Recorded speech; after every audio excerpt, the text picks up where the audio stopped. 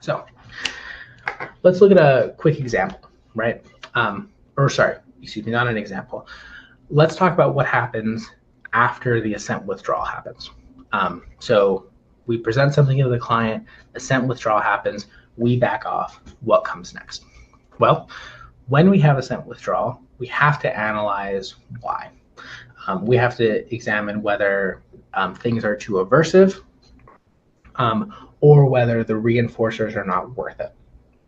That means analyzing the context, figuring out what we can change, offering that change, and then building upon a pattern of assent provision to then continue to tackle the next step in the process. So let's talk about this a little bit more in depth. The way I think about this is a series of circles. So if we have one circle here and two circles and a circle right here, these are all of the bad things, right? And these are all of the good things. We can say that this circle represents the aversiveness of a task. We're going to use a very simple example and then we'll expand it to something more complex. We're going to use DTT table time, right? So there's a bunch of bad things associated with DTT. There is it's boring, the seat's cold, I don't get to use my iPad, I don't like the cards I'm being asked, and the RBT smells bad. You know, bunch of bad things.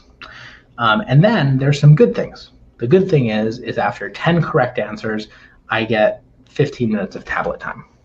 All right. So in this scenario, based on what we know about the matching law, all of us would not be surprised when we have 10 bad things and one good thing that all of our behavior allocation is going to go to moving away from the aversive. The client is going to get the heck out of Dodge and get away from this intervention because there's way more bad things than there is good things. This is assent withdrawal because, this is what assent withdrawal looks like in practice. Somebody is moving away from a contingency. So what can we change? We see assent withdrawal happen. What comes next? Well, we could shrink the bad things and make the bad circle smaller, or we can expand the good things, or preferably we can do both.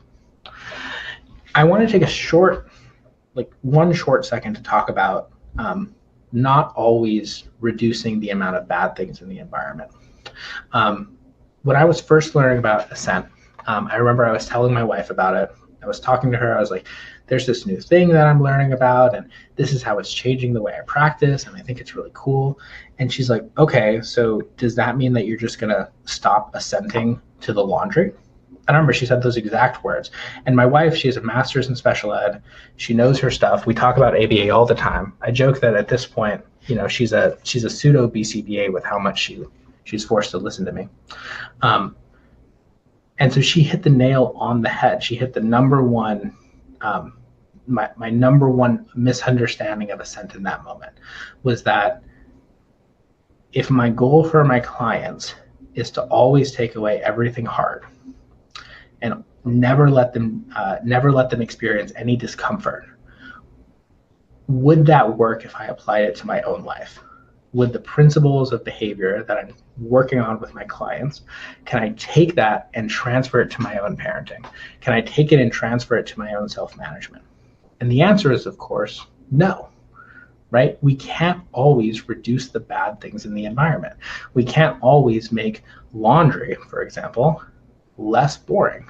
We can play some music, we can watch some YouTube, we can watch Gilmore Girls for the 14th time over the fall, but ultimately, I don't like laundry, and I don't think I will like laundry anytime soon.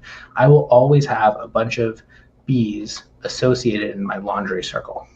What we can do instead is we can expand our other circle of good things to make it way bigger. And this does not mean increasing the reinforcers that you get necessarily. This does not mean going from an FR10 to an FR1 or having my wife give me a hug when the laundry's done.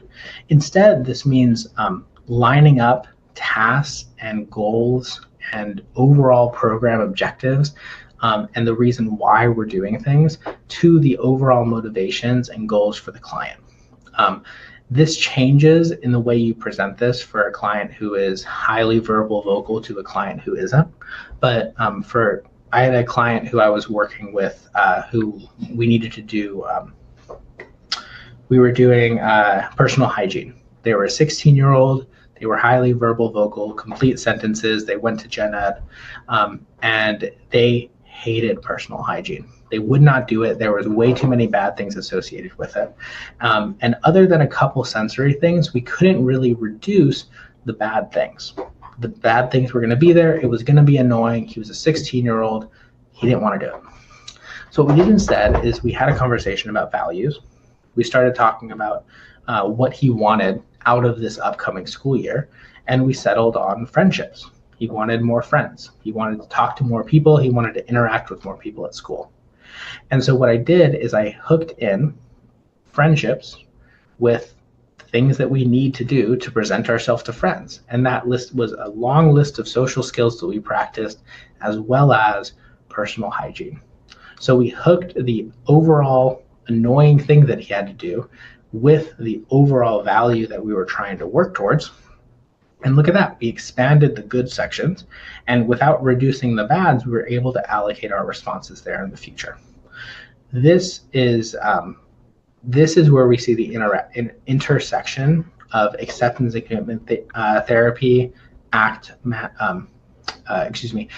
values, things like that, with more typical day-to-day programming, right? By hooking in long-term motivations to expand those values in the short term. For me, for laundry, what I have to do is whenever I have to go do laundry and I don't want to do it, I think about how great it's going to be when the laundry's finished and I can lay on my bed, and how happy my wife's going to be that we don't have to do laundry, at 9:30 at night when the kids are asleep. And so in that way, I'm expanding the good and keeping the bad the same. Now, what does this look like in younger kids without as much language skills? Well, expanding the good, and I promise we will get to the reducing the bad as well. It's probably going to mean lining up interests, short-term interests, with the task to special interests that they have in the moment. The classic example of this is the kid who won't count when standing up in front of the whiteboard, but would love to count dinosaur eggs on a video. There's a DTT app that I've used before called First Work, and it's run by a friend of mine. It's a really good, really cool electronic DTT app. And it is the exact same as regular DTT. Everything stays the same, the card presentation, the reinforcement, all of these other things, but it's on a tablet, right? It's not on a table in a cold chair. You do DTT while sitting in your beanbag chair, listening to music, right? And that simple change of making all of these good things appear makes DTT tolerable, right? It's like, I have to do DTT, but at least it's on a tablet, right? At least it's like this. Jessica, the app is First Work. It's run by a guy named Patrick Faga. I know they have organizational plans and single service plans. Tell him I sent you. He's a good buddy of mine. I'm actually talking with him later today. Okay. So that's how you expand the good things. The intervention change that we're talking about here is increasing reinforcement, changing what we're working on, changing the setting, sitting in a beanbag chair instead of a table, putting music on in the background while we're working. These are all things that increase the good things associated with a task. So then, instead of moving away from the task because there's a bunch of bad things, we can move towards the task because there's a bunch of good things. Now, what about shrinking the batch?